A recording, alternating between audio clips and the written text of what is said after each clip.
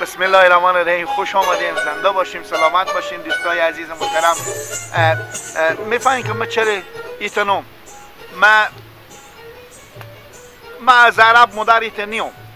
ما به خاطر که شما برای شما خوش تیر شه، برای شما جالب باشه داستان، ما از کانال هراتبورگ در خدمت شما هستیم.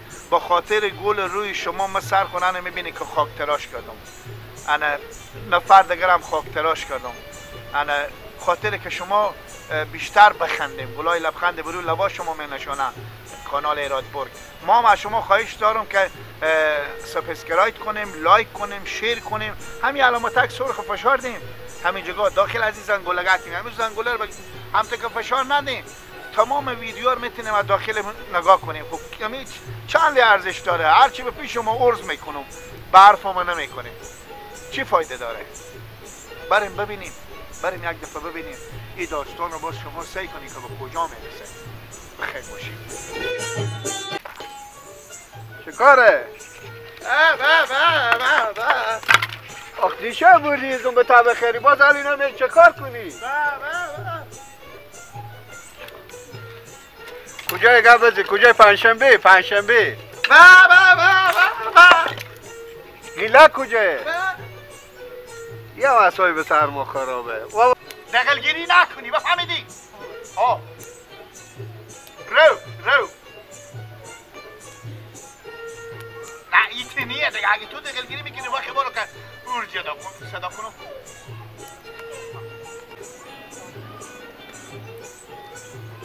آره سو اگه ببوری بغل زمیده دیگه نیه؟ بله ها. دقلی نکنی بله مینا ایلا بزن و کلت بتا همی آردا دفعه مفتنه دیگه در همه بند باشه نیه یا بسدا بدا بیار بسه دیگه نمیدی آردا آردا نمیدی چرا دیگه نمیدی یا نمیدی میدی یا نمیدی